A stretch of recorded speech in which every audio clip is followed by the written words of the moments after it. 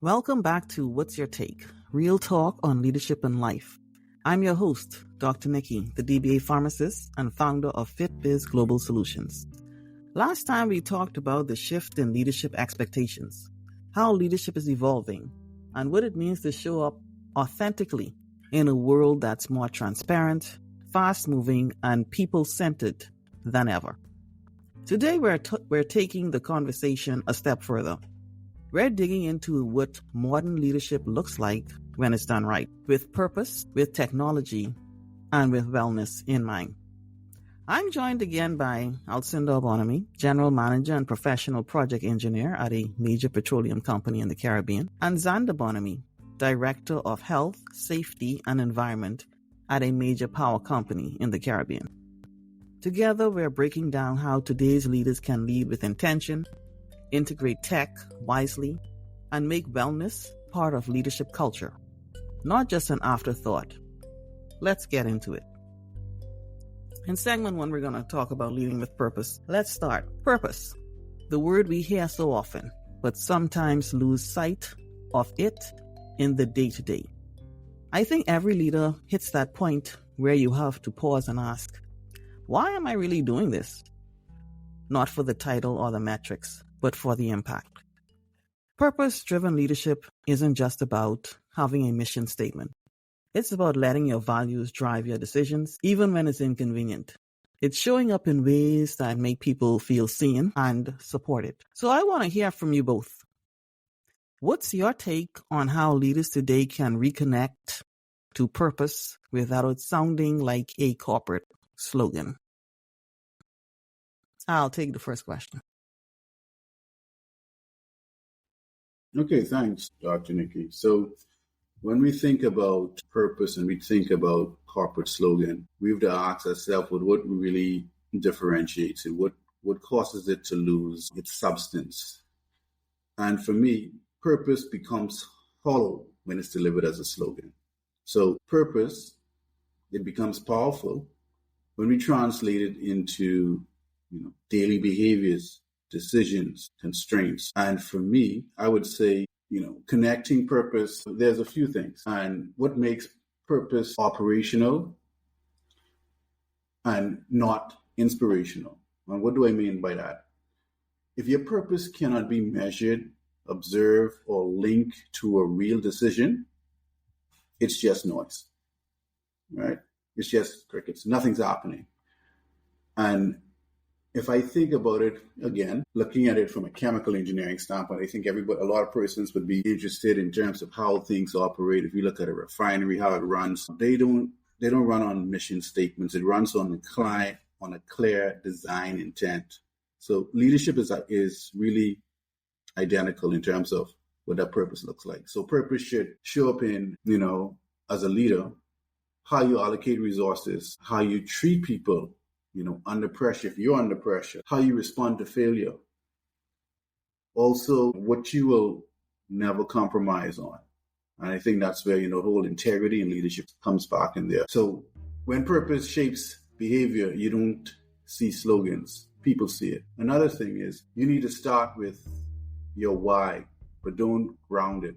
So leaders today need to reconnect purpose when they tie it to the way they live, their lived experience. So what problems are you trying to solve as a leader? Who benefits from what you're doing, from the work that you do? What risks are we trying to reduce? And I think key there is whose futures are we trying to enable? And I guess last but not least, we should show purpose through calm decisions, and they shouldn't be big speeches. So when a leader admits uncertainty, you need to protect the team. You need to reduce all the complexity. You need to simplify it. I think one of the key things is when, in the words of someone who said, can't remember exactly the author, but anyone can make the situation very complex. It takes a genius to simplify it. And as a leader, that's what we need to do.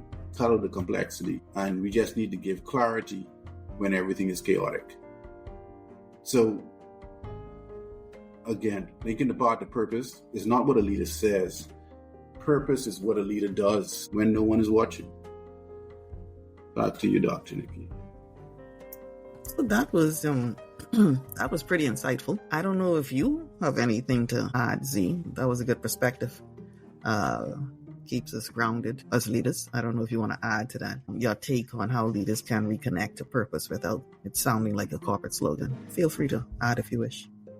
Yeah, I've spoken a lot of clarity, which is good. I think one thing I could say is that the leader has to believe in the purpose, and they have to lead from that perspective. So, and they must also align themselves to things that matter most, right? So if they don't believe in it, the teams can actually feel that. You can feel when your leader is not anchored in that purpose.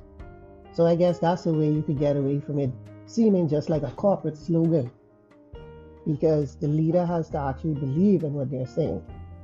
Yeah, that's a good perspective.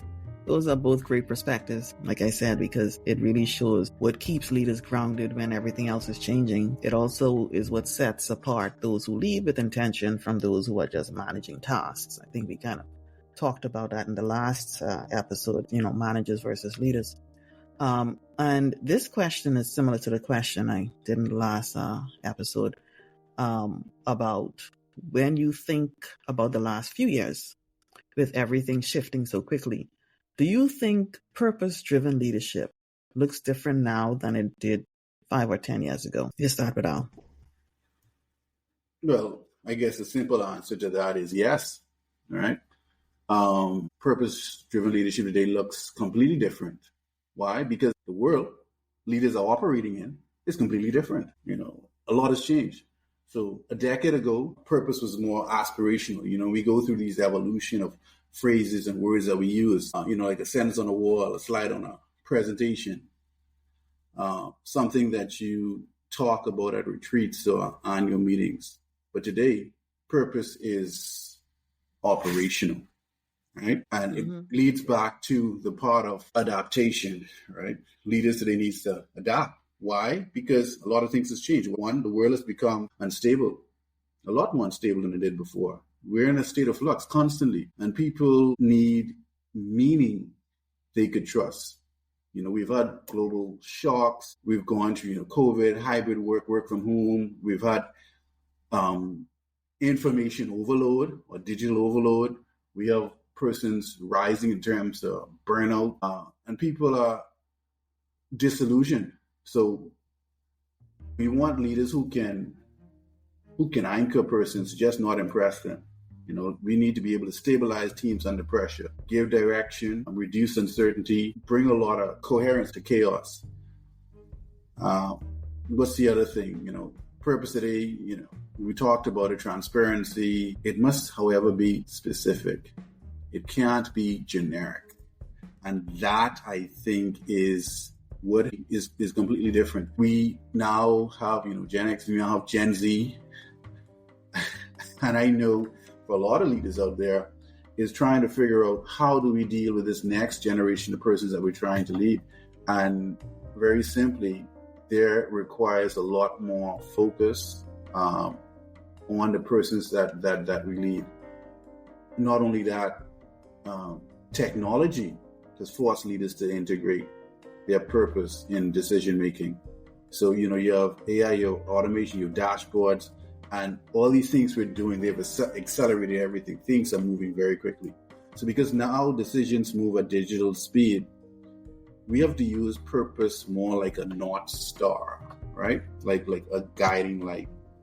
And I think that's the main things that we need to focus on. Yeah, prioritization. So to answer your question, yes, purpose-driven leadership is completely different today. But in a world of volatility and digital acceleration, purpose isn't inspirational, it's operational.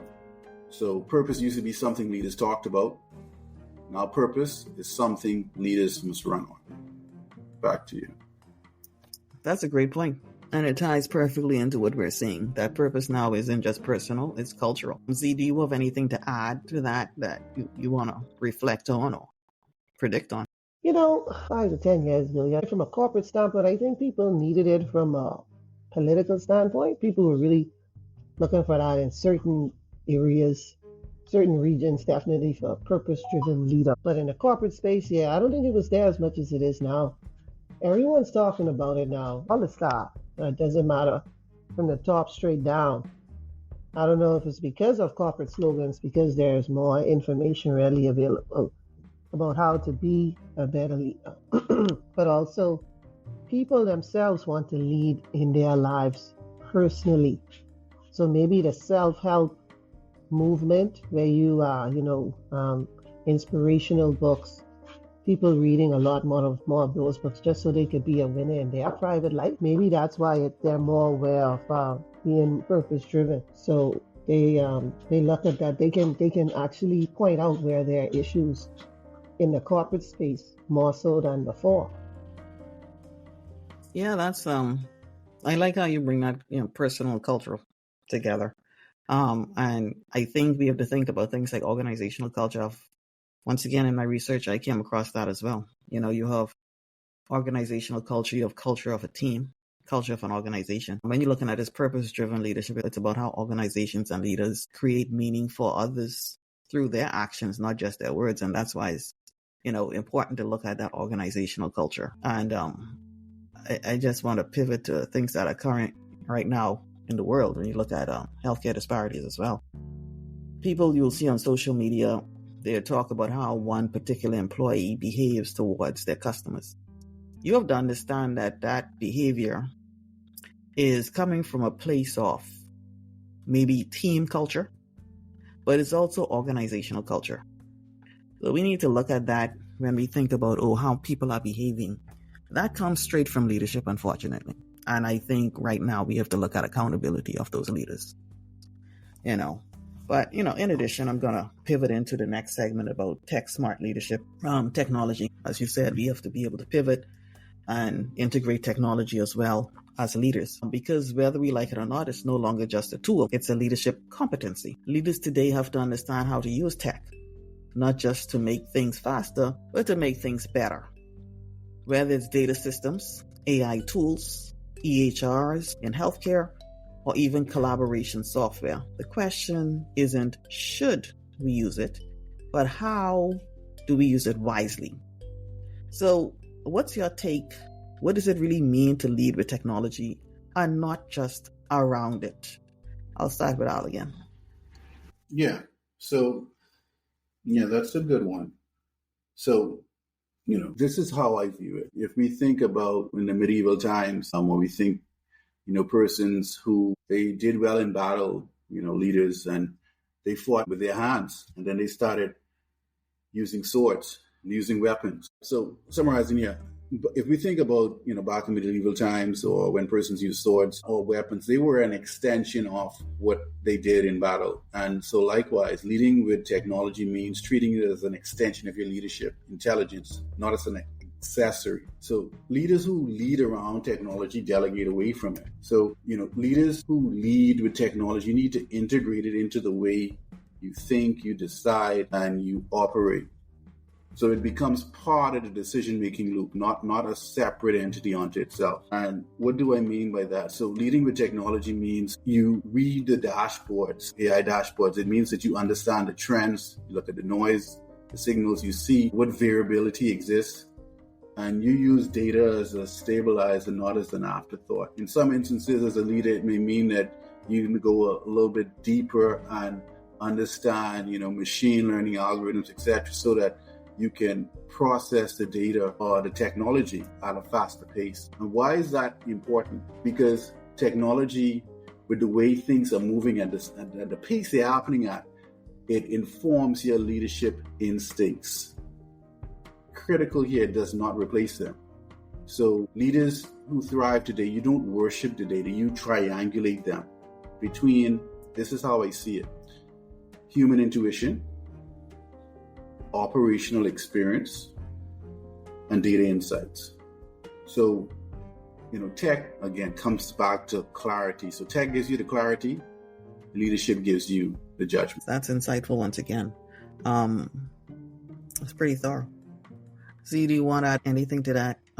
We're talking about What does it mean to lead with technology and not just around it? Okay, so one of the things that they started to do, especially in the HSC realm, is we have embraced AI to assist different software and things to report once an incident has happened or an near miss and so on and so forth. But what we are now discussing in industry is leading indicators as opposed to lagging indicators. The lagging indicators are good because it gives you a holistic view of where you've been and what has happened. But the leading indicators could predict what can happen. They are good metrics to predict. And they're also trying to show how people always see safety as a hindrance to productivity, but safety helps with productivity. And so that's where using these different software, AI could help you with that. And we definitely embrace that. I embrace it. I try to encourage people to use it. People feel as if it's going to cost them not to use their mind. But your AI is only as smart as you are. And that's just reality. So that's the same in every other technology that you use. I could give you an Excel spreadsheet and you wouldn't know what to do with it. Whereas someone else, they're an expert in Excel, they could use it. So yeah, I believe that's the way. I think technology is an excellent way when you're using it in leadership. Yeah, that's such an important point. I think we've all seen both sides when technology empowers teamwork or a team to work smarter. And when it becomes a distraction or even a barrier. And it's good you mentioned Excel. I was actually able to use Excel in my research. The reason why I was able to use it is because in terms of me needing to analyze my data. Yes, you have other fancy tools out there, which I won't mention because, well, I'm not trying to give them free publicity. It's something that everyone should be able to use. And, it's also free. So you just have to figure out what aspect of Excel to use. So it depends on who's using it, how useful that becomes. And I've personally understood that with Excel, it depends on how often you use it. Like you would probably be an expert if you're using it for like your research, if you're using it in school, or say if you don't use it that often, then it becomes like, oh my gosh, what is this? You have no idea. But yeah, good points about how we can incorporate technology into our leadership every day. And I want to ask, have you ever had a moment where tech didn't go as planned? Maybe something that forced you to rethink how you lead through those challenges? I'm going to start with Z on that question. One of the simple ways is as simple as PowerPoint presentations, even though I've been around for years. That projector still to sketch you off that. I don't even know how long the projector been around, but oh my gosh. I'm telling you that projector, I mean, just the other day, I think even with just connecting it, so now you have fancy things now where you can connect it to the smart TV, and that's still, you still have to call IT to come and fix it. I don't know, that it's always, for me, it's always that presentation. I always I'm a bit jittery when I have to give a presentation because I always fear that the projector or even the TV is just not gonna function properly. But then you have to pivot, have a printout, or share it. So people have started sharing the PowerPoint prior to their presentation to try and get over that. But yeah, that's been my experience. I can't tell you how many times you're in a meeting, you're in a session, you're in a webinar live, that if there's something going to go wrong, it will be technology. And I think what I've seen is how people can handle, how they can handle that disruption. How can they pivot? I talked about leading through disruption before on one of my previous solos, but it's how they adapt. Some people are very good and some people just get really rattled. Oh my gosh, what to do? I think the true test comes back when it's like you able to just ride with it.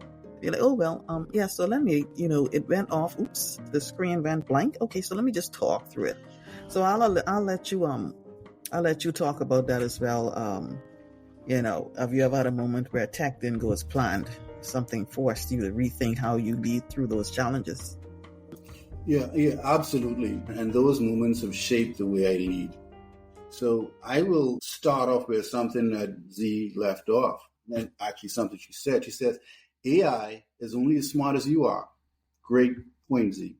Then Z talked about smart TV.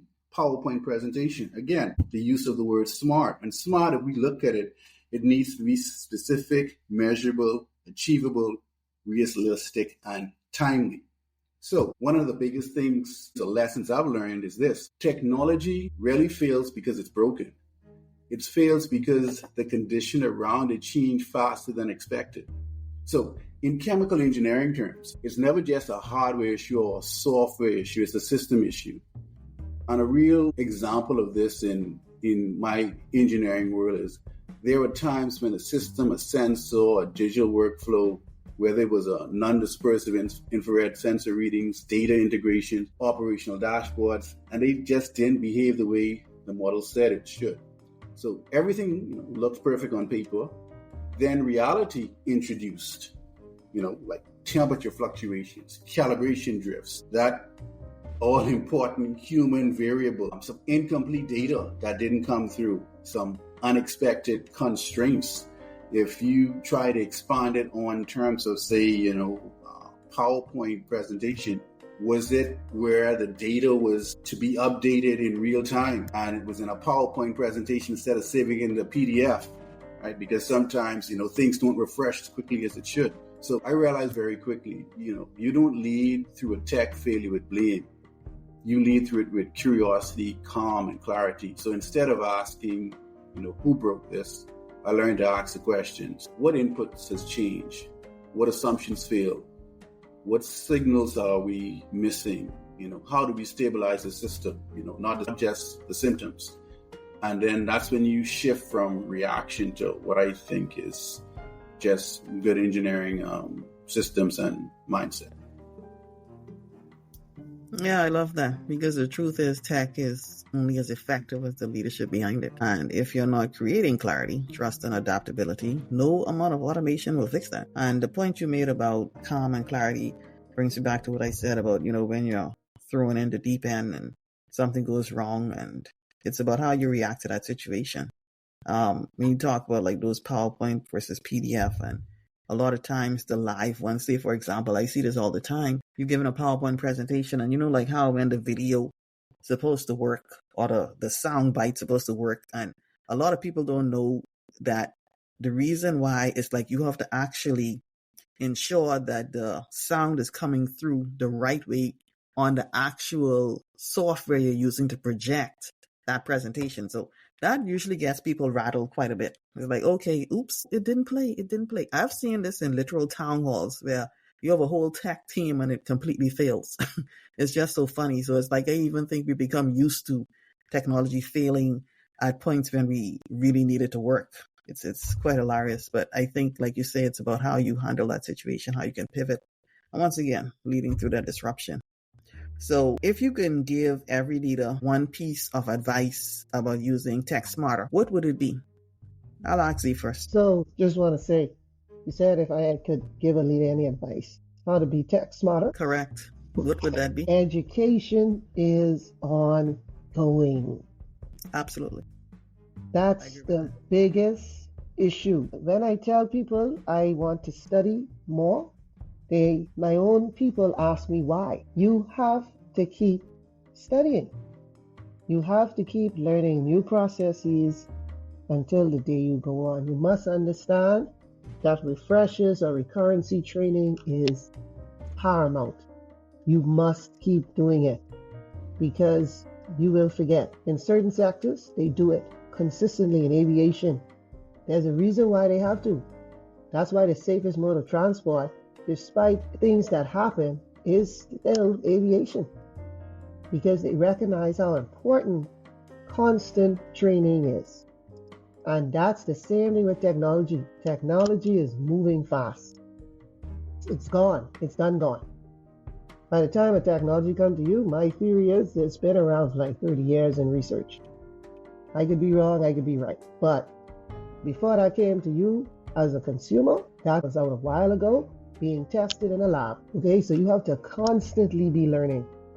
Once people get that, they'll always be on the cutting edge. That's why they call it the cutting edge. So that's my one advice. Education is ongoing. It never stops. So if you want to remain a leader, you have to keep learning. I agree with that. 100%. And it brings me back to something that I think was said in a previous episode when we talk about education and learning. When it comes to studying, if you're going to span a career for whatever length of time you're spanning it for, 30, 40, even 50 years in some situations, some people tend to want to do all of their studying like at the beginning. I don't think that's wise because you'll be outdated. You'll be outdated by the time you come to your end of your career. So my advice is to pace your education throughout. Yeah, you probably need that entry-level bachelor's education to get in there. In other cases, maybe you need to be further up. Doesn't matter. But what you do need to do is continuing education. And that's something we do very well in healthcare. Every year, whenever you have to renew your license, if it's every year, every 2 years, your expectation is to be doing continuing education. Okay? As we would say over here in the Western Hemisphere, CEs. So that, I think, adds on to your point of education to continue growing and to be a leader. So A, you're not outdated, and so you can keep knowing what's going on in the world. So Al, I'm going to let you add to that. If you could give every leader one piece of advice about using tech smarter, what would it be? So my advice is simple. Don't just use technology. Integrate and assimilate it.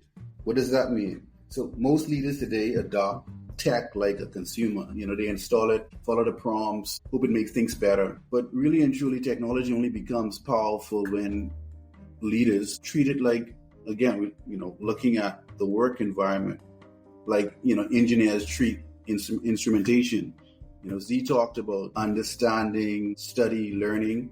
So with that, we have to understand tech, what it measures, number one. Number two, understand what it doesn't measure. Number three, know the assumptions behind the output. What are you getting out? And number four, you have to know how the data or technology behaves under stress, because not every day is going to be the perfect environment. Because if you don't understand the limitations of technology, the tool that you're using, you will misinterpret everything that's coming out of it. And that's when bad decisions happen fast. So my advice is, again, very simple. Always ask, what problem is this solving?